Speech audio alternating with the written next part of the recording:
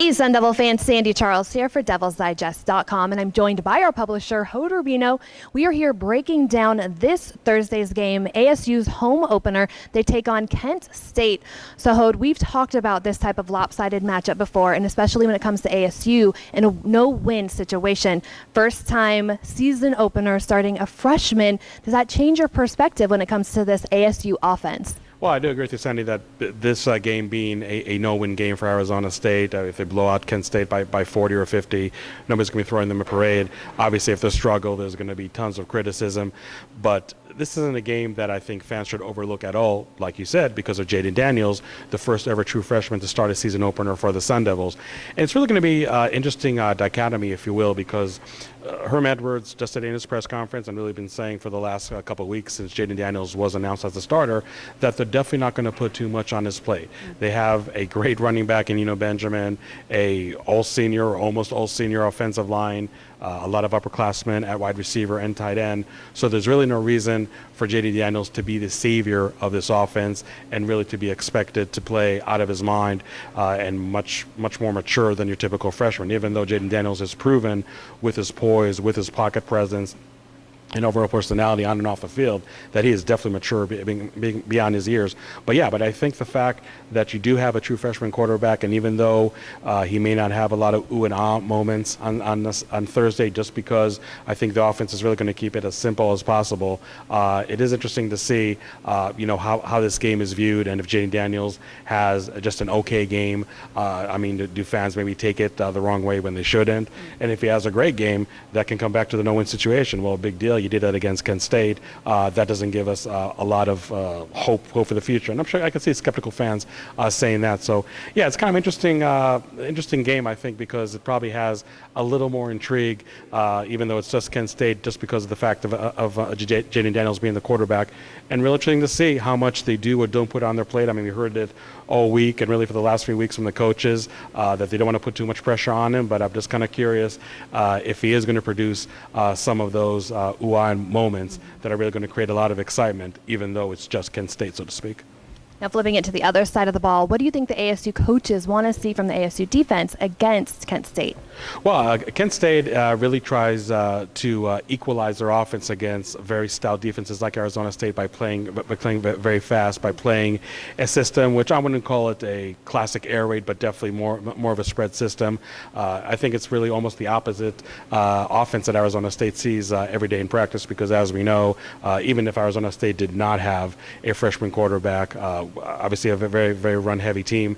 But Kent State, I think, in a weird way, can really help Arizona State prepare for games down the road against Washington State, against Oregon, teams that really play at a fast pace and really try to catch you off kilter. So the other element to think over here that, look, even in the fourth quarter, it's still going to be in the mid-90s.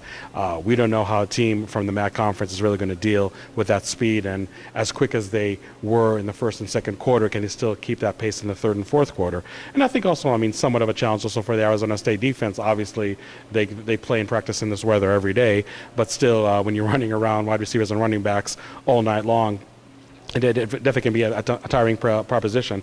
I think the Arizona State defense, the most important thing that may be overlooked is that they want to keep rotation really fresh and really going, not only to give as many young players as possible, not only to get a true evaluation on your two deep and not just the starters or the proven players that are out there, but really also to keep pace with that speed, because we really don't know how much depth Kent State has on offense to really keep that pace. And again, weather can definitely play a factor. But I think that the Arizona State coaching staff definitely wants to see this defense be sharp, fatigue never entering the equation over here, and really see how they can do against up-tempo offenses. Like I said, as crazy as it may sound, but a team like Kent State can really prepare Arizona State and its defense for some challenges in the Pac-12 down the road.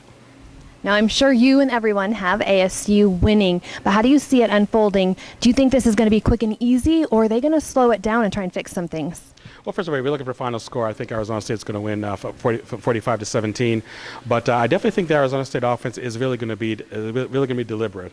Rob Likens hinted that he may not really keep the playbook tight and close, as some would expect. Again, going back to the no-win game, and basically he and others said, look, I mean, I'm sure that Kevin Sumlin and Noah Mazzoni in Arizona definitely had a game plan going into the Hawaii game to keep that playbook as tight as possible, and obviously circumstances dictated otherwise. Now, I'm not expecting Arizona State to be in the same predicament that Arizona was in Hawaii last Saturday, but nonetheless, I think that Arizona State is really going to play its game and really, for obvious reasons, not show too much for future opponents as far as what they're going to do and not going to do against Kent State. And I think, again, it comes back to keeping Jaden Daniels as comfortable as possible. And if you keep him as comfortable as possible, it is going to be a run-heavy game. It's going to be a lot of dump-off and short passes.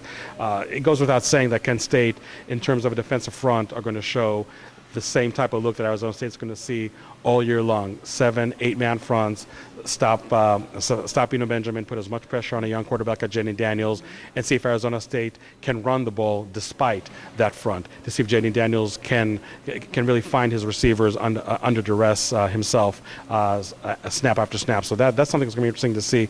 But I think on offense, Arizona State is definitely going to really try to slow things down and really let the game come to Jaden Daniels and not really put too much on his plate. And I think against a team like Kent State, they should be able to do that. Kent State, at least on paper, seems to be much more vulnerable up front, and if that's the case, that's definitely bad news for them and any other team that's going to face Arizona State down the road. Awesome. Thank you so much. Keep it locked into DevilsDigest.com for all of our coverage leading up to the game and pregame and postgame. For Hoder Bino, I'm Sandy Charles. Keep it locked in at DevilsDigest.com.